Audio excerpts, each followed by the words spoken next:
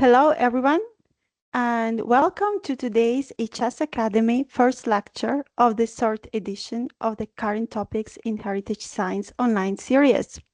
First of all, a warm welcome to all the new participants and a big welcome back to all those who already attended our previous editions. These online webinars, structured as lectures, provide non-academic training on currently, at this moment, the most current topics in heritage science. The first and the second editions of the Current Topics in Heritage Science were organized as a joint initiative of two European projects, E-RIHS, which means Integrating Platforms on Heritage Science, and E-RIHS, European Research Infrastructure on Heritage Science. In 2024, E-RIHS project ended, but the lecture series continue. And now the lectures are fully integrated into the E-RIHS Academy. As you can see, there are some changes. So you can see a refreshed design, you can see a different virtual webinar platform, but one thing remains unchanged. The program is prepared, the lectures are organized and moderated by a team of emerging professionals. You already know some of us, Tiasha Riavitz, Fabiana Di Gianvincenzo, Diego Quintero, Antonina Chaban, and this year we have two new members. So let's welcome the two new members of the editorial board, who are Emma Paulin, who is a PhD student at the University of Ljubljana from Slovenia, and Teresa Molina, a postdoctoral researcher in petrology for heritage conservation at the Spanish National Research Council, Spain. They were selected upon a selection call and nominated by the E-RIHS National Notes. So today we are ready to officially begin the third edition of the lecture series. In total, we will have 6 online events. The first lecture of this edition is today, and it is entitled Emergency Preparedness of Library Connections. Our speaker is a leading expert in conservation and in emergency preparedness.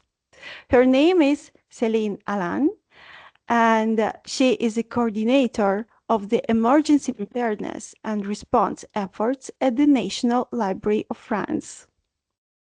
She has been actively involved in the development of key international standard-setting documents in the field, as well in their revision.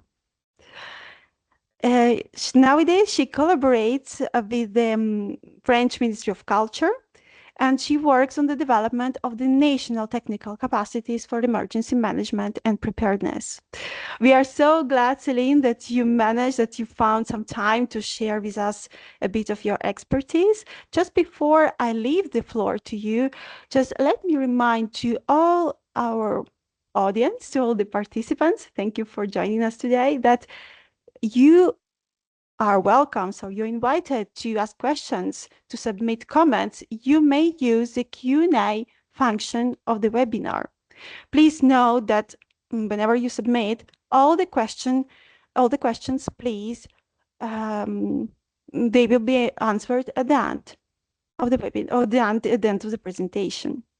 So I will not be annoying the audience anymore, so I will just leave the word to Céline. Céline, the floor is yours. Hello everybody, hello Antonina, thank you very much to you and to E-RIHS team for your invitation to give this lecture. I'm very honored to be here, and I hope I will be happy to answer your questions. So let me share my screen. Let us start now. So I would like to start with a small introduction on libraries' missions. Libraries have been playing important roles in disaster preparedness and recovery, according to related literature. We found that during lockdown, public libraries provide invaluable resilience-boosting community services. For instance, they provided shelters, helped veterans find jobs and access social services. In times of crisis, they also and mostly provide access to information. UNESCO's Memory of the World program, MOW, M-O-W, seeks to ensure that the documentary heritage of the world is preserved, protected and accessible for people now and in the future. This ambition is expressed in the UNESCO 2015 recommendation on the preservation of and access to documentary heritage, including in digital form. The United Nations 2030 Agenda for Sustainable Development calls on governments to strengthen efforts to protect and safeguard the world's cultural and natural heritage, as well as to ensure public access to information and protect fundamental freedoms in accordance with national legislation and international agreements. But at a local level, and in the eyes of the public, the protection of the documentary heritage in times of crisis meets several challenges. Some are identical to museum collection or historical monuments. Some are quite specific. And I will start my presentation. I will start with these differences between most heritage institutions and libraries. Like most museum libraries have to collect, organize, and document information resources for specific collections, for instance, books or newspaper, in order to make them accessible. Documentary heritage are a key part of our cultural heritage, but unlike museums, libraries also collect mainly non-unique material, since most of the objects collected concern copies of public products. So I am referring to the legal deposit, for instance, or to newspapers that, of course, are published in many versions. So this is quite a difference that can help us understand the difference, the challenges of libraries in times of crisis. Documentary heritage is defined by the UNESCO, by the Memory of the World program that I mentioned earlier. It is defined as mobile, just like objects, consisting of signs, codes, sounds, or images. This is referring to digital assets or audiovisual collections. It can be conserved, so the supports are on different kinds of materials. It can be reproduced and transported. It is the result, of course, of a deliberate documentation process and a curation process, of course. Documentary heritage can be held not only in libraries or archives, it can be held in museums as well, by communities or by individuals. But so this is, on the pictures that you can see on this screen, I wanted to highlight the diversity of objects that are kept at the National Library of France and in a lot of even small libraries in the world. So you can see a very modern book on the top of the slide, but also a medal and a manuscript made of parchment, ivory, metal, and jewels. And also you can see this dress, let's say. So as you can see, we have a very, very large definition of collections in libraries. So documentary heritage is a resource for understanding climate change, for instance, for understanding any kind of crisis situation. But it is also a critical asset for a resilient society. It is very important to be preserved and transferred for future generation. And with these pictures, I would like to highlight that libraries are not always what is can have a very different image compared to what is expected in the public eye. So these are two pictures of the National Library of France, the historical site that has been renovated in 2022. You can see a huge garden and a historical monument. In this historical monument is preserved the library and its collections, and also a museum. The National Library of France is also a museum that presents archaeological collections. So with this introduction, I would like to highlight that library collections are not only books. Library collections are very fragile, and documentary heritage is not only kept in libraries, but can be kept in families or communities, or even museums. When kept in museums, documentary heritage can be in some cases rated with a lowest value than museum collections, and it is challenged with the value of a historical monument that is holding this kind of heritage. So it makes the situation, it makes the document, all this in this peculiar situation makes the situation of documentary heritage very complex in a crisis situation.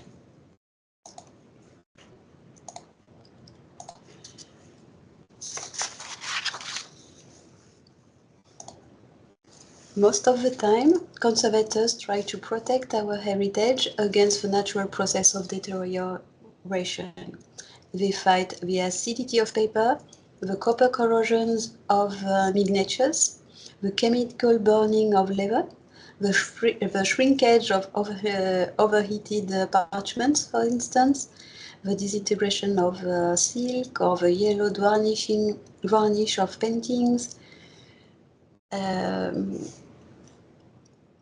all degradations with very slow kinetic. At most, they can only stop these destructive processes, at least temporary.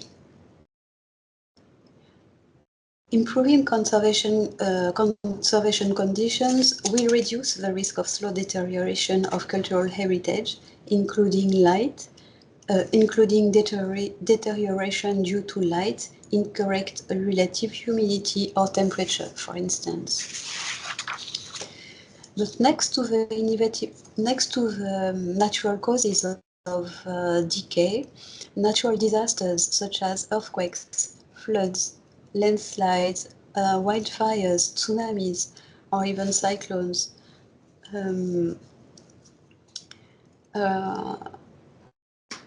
provoke very severe losses and irreparable damages to cultural heritage. And I have two pictures here to remind you of recent disasters that occurred in Europe.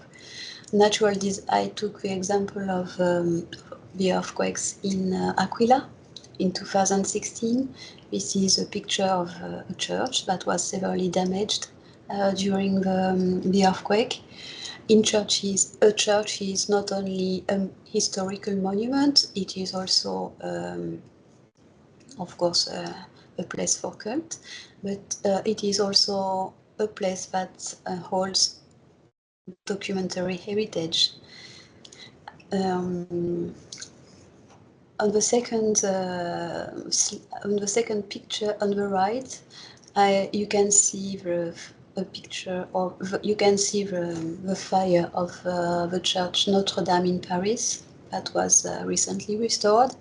This is the kind of very rapid kinetic disasters that we have to be prepared for. So in one case we have a disaster with sometimes an alert phase, and in the case of a fire, of course, there is no alert phase. So we have to be prepared for this kind of disasters, either caused by slow kinetic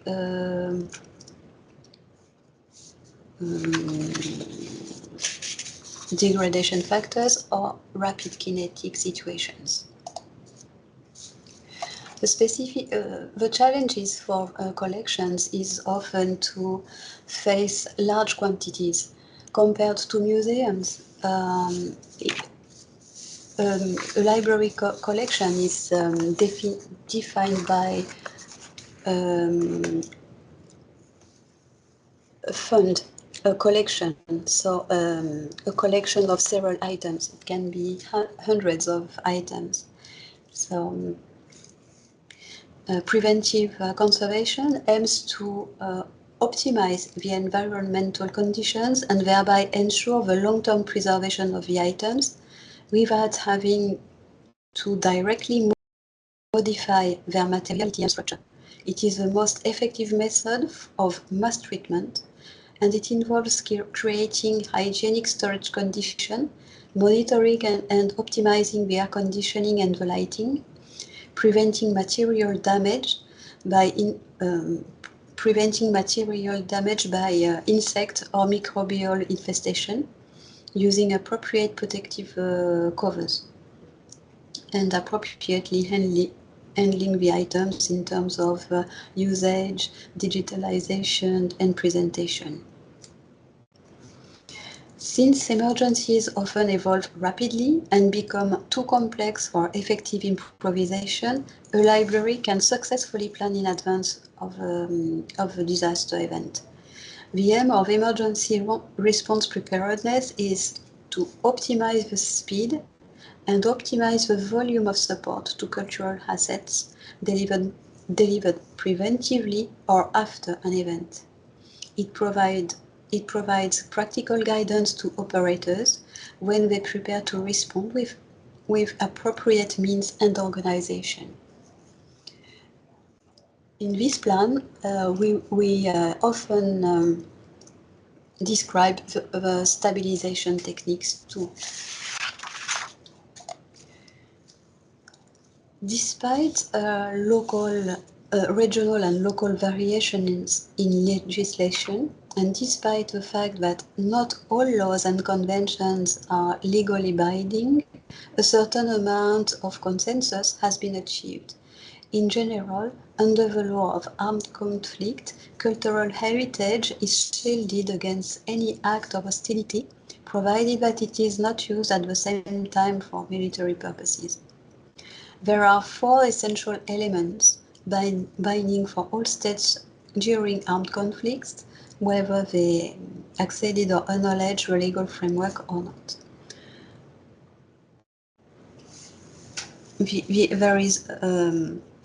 So the first three elements are applicable both in international and non-international armed conflicts, while the fourth only in international armed conflicts.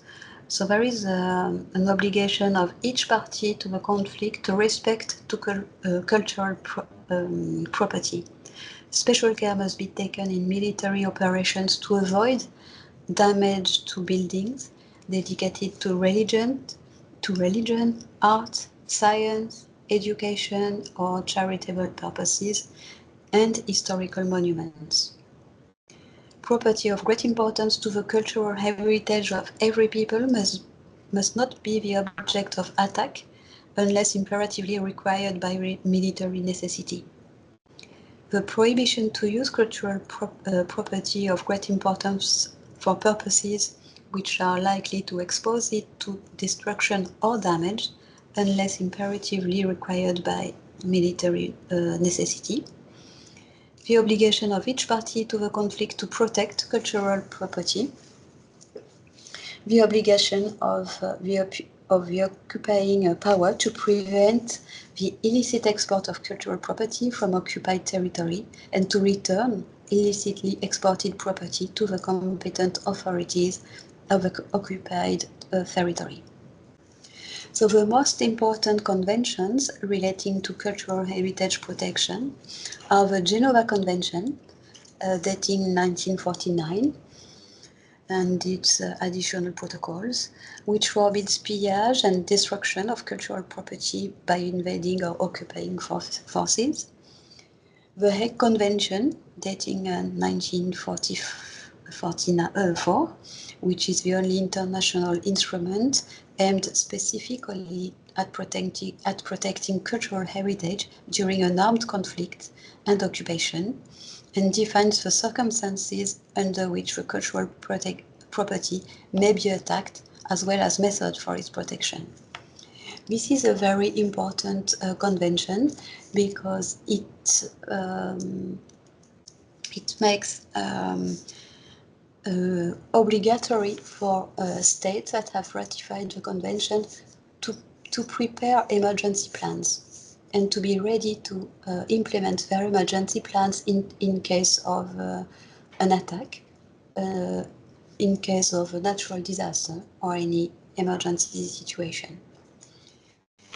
The UNESCO Convention, dating 1970, is the most broadly ratified international convention that exists on the issue of illicit trafficking in cultural property.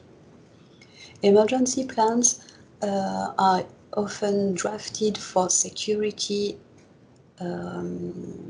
matters, but after a fire, after a natural disaster, cultural property can be exposed to pillage. This is why I mentioned this UNESCO convention.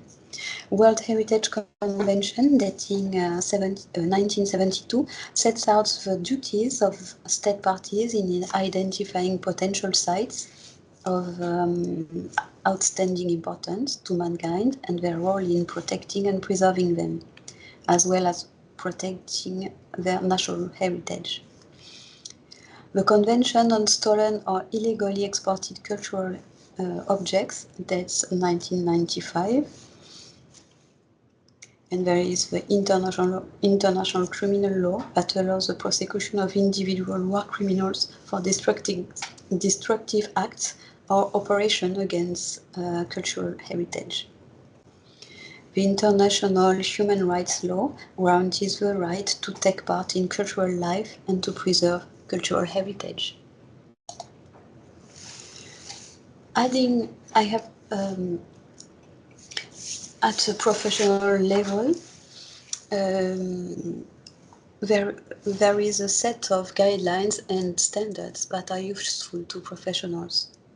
Sendai Framework for Disaster Risk Reduction recommends to promoting the development of quality standards, such as certifications and awards for disaster risk management, with the participation of the private sector, the civil society, professional associations, scientific organizations, and the United Nations. So a standards-based approach to emergency preparedness enables libraries, archives and museums, of course, to benefit from the knowledge and experience of a wide range of best practices to draft their own plan and procedures. Standards are published documents based on accepted best practices. These create methods and requirements and provide a low-cost effective way for libraries to access and use the knowledge gained over time by organizations in different contexts. Three main organizations have published very useful guidelines for professionals, either for museum, libraries or archives. I would like to mention the ISO 21110. This is the only ISO standard that regards emergency preparedness and response applied to the cultural sector. It has been adopted by museums, archives and libraries. It is quite a recent document that aims at facilitating the drafting of emergency procedures and also the creation of a committee to evaluate, to assess the level of preparedness at a local level. E-RIHS has also drafted a lot of guidelines and is permanently updating its documentation. Their site is very rich, provides a rich information, and very practical guidelines. These guidelines have been tested on the ground. They are practical, much more practical than the ISO standard, but these two these two documents have very different purposes. And IFLA has also drafted a manual to help libraries draft their disaster preparedness and response plan. It is actually being updating at the moment. It is under a revision process. So this version dates 2006 and it will be updating within 2 years. But it is still valid. It is less practical than the ICROM guidelines that are illustrated. They have a lot of pictures, pictograms to help people of any part of the world of different level of trainings in the conservation field to be prepared for emergency situations. Actually, it is mostly these guidelines are mostly drafted to help small institutions to respond after a disaster.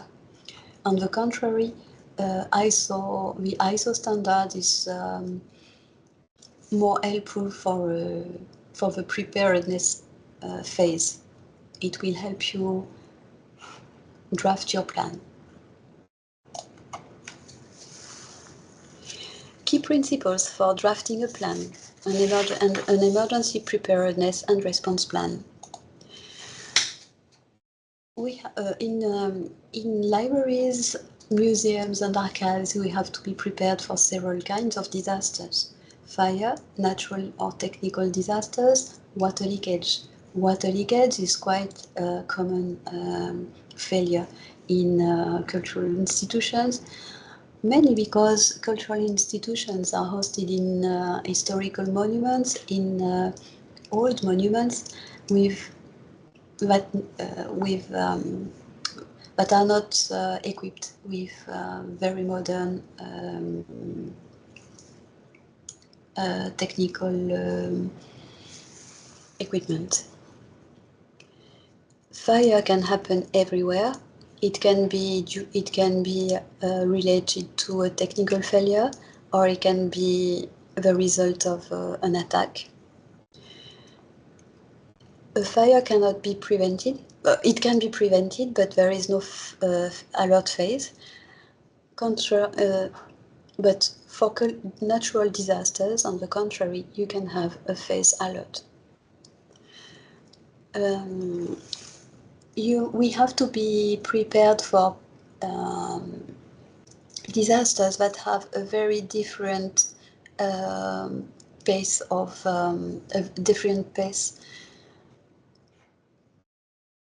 and that require different kind of people and professionals. In the case of a fire, you will the museum teams or the teams in the library will not be allowed to evacuate collections.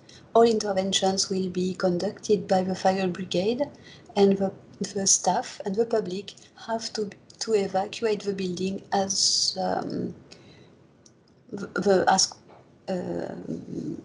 very rapidly.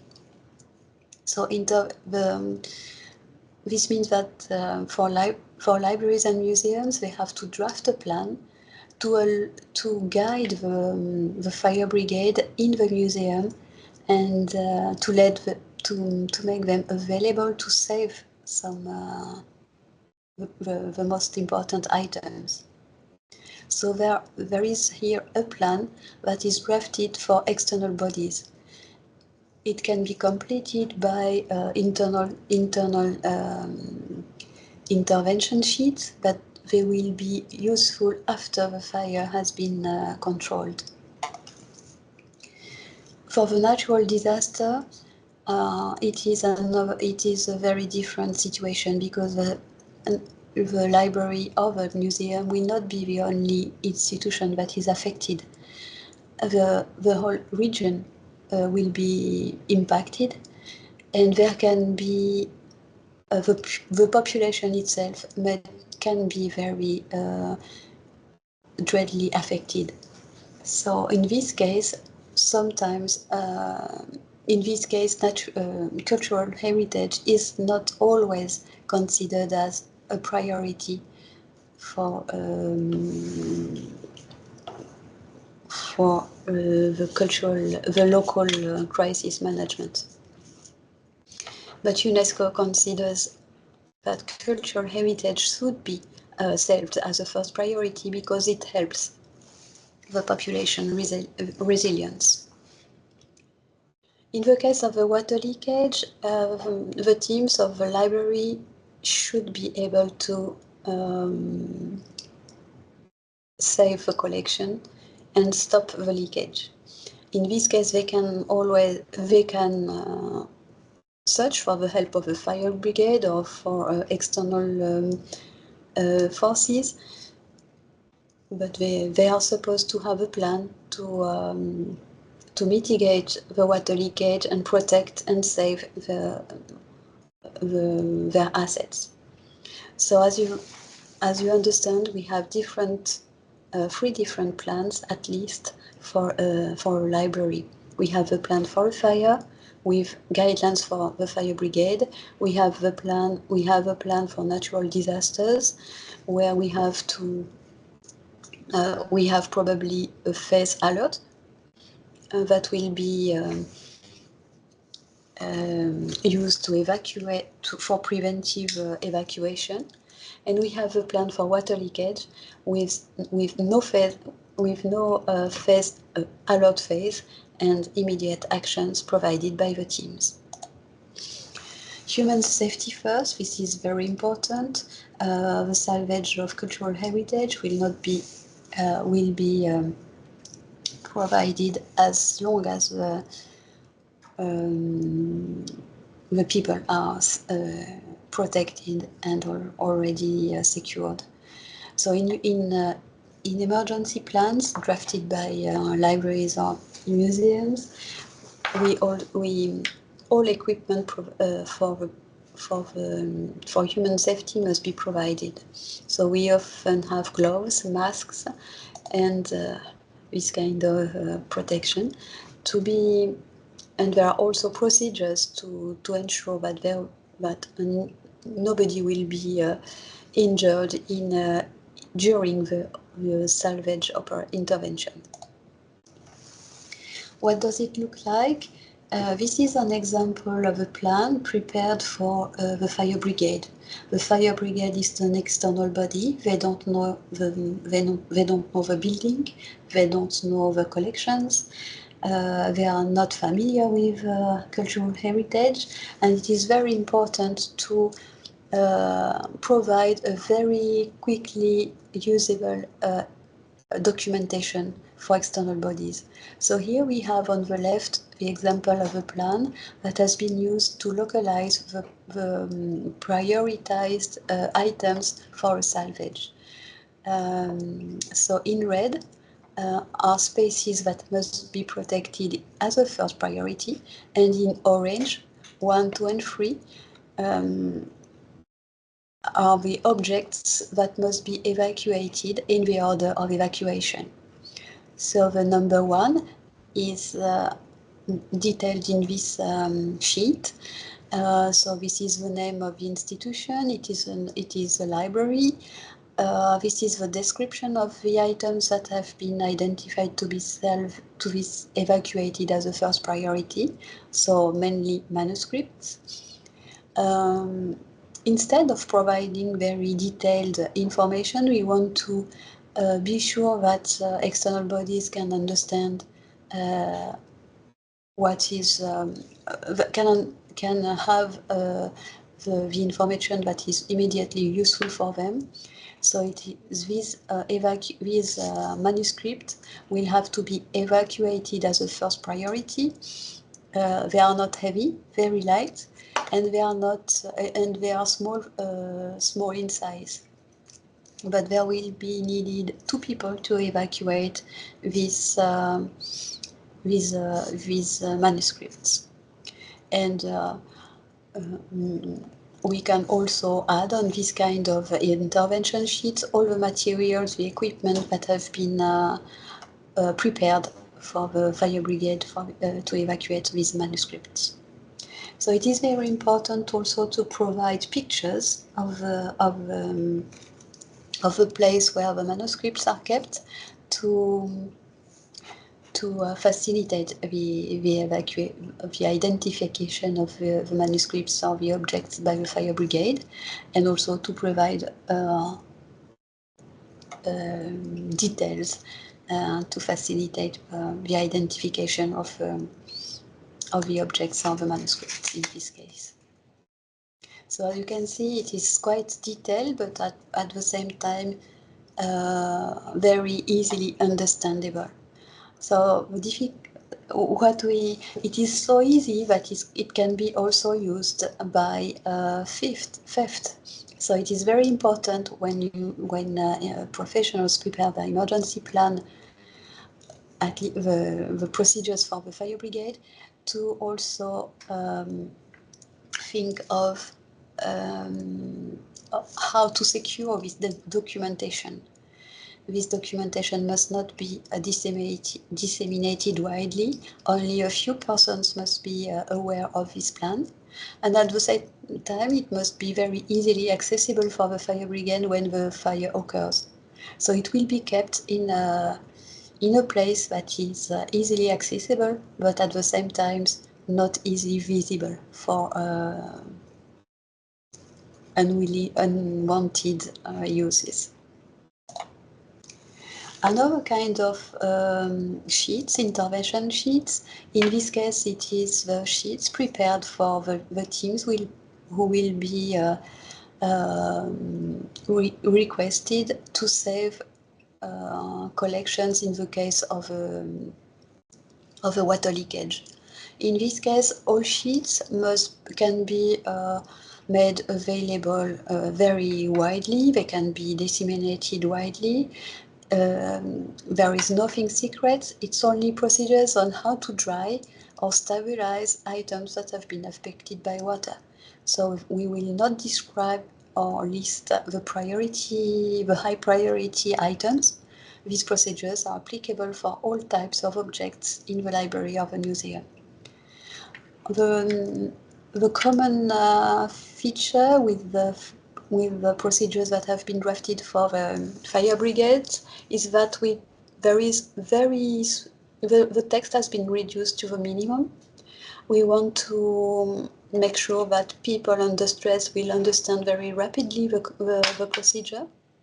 So there is a small text and a picture to describe what is intended to be done by the team.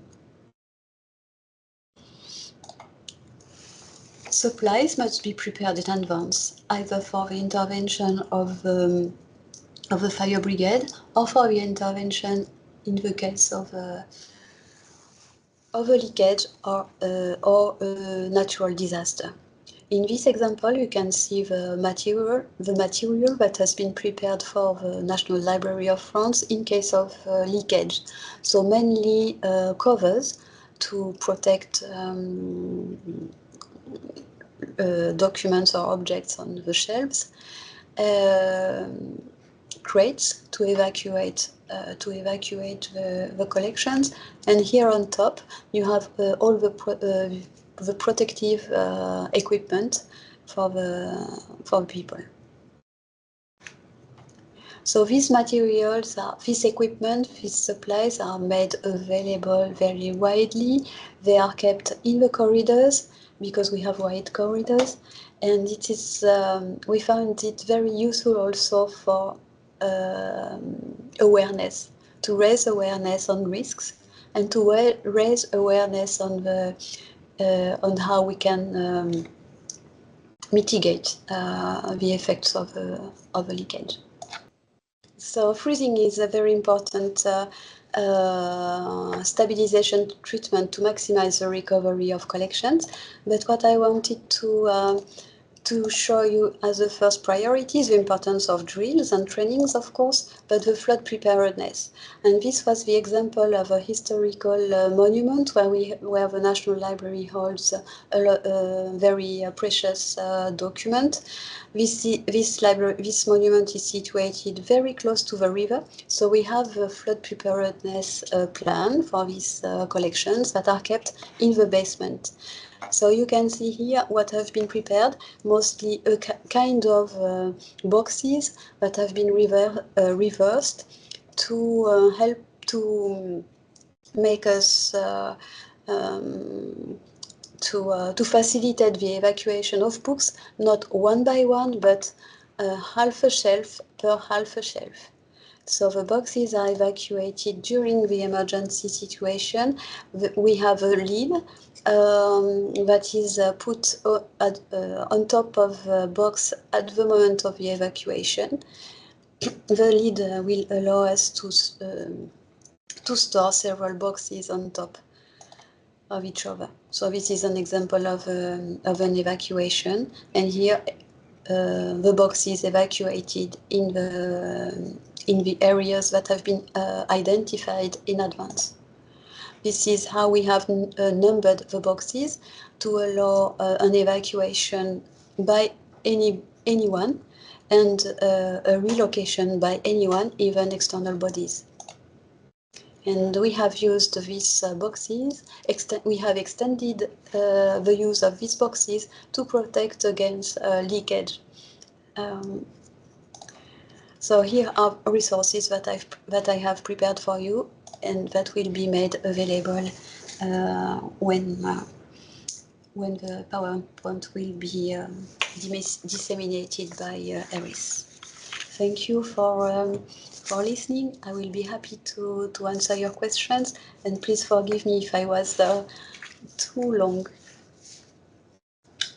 Yeah, absolutely. No, thank you. Thank you so much, Céline, because of course there is so much to say. It was really fascinating because you really took us, behind the scenes of such an important work in the collections, in the library collection. So it's really so much appreciated, especially the last list to all our participants, the list of the resources to consult. To know more. And I would like to invite everyone to the next lecture, 27th of February. And this will be our second lecture, which will be delivered by Paraskivipoli on the laser cleaning in restoration. Just to remind everyone, so if you want to see the full program, you can find it on the E-RIHS website. Just check, select those lectures that you're most interested in, and of course, you're welcome to participate in all of them.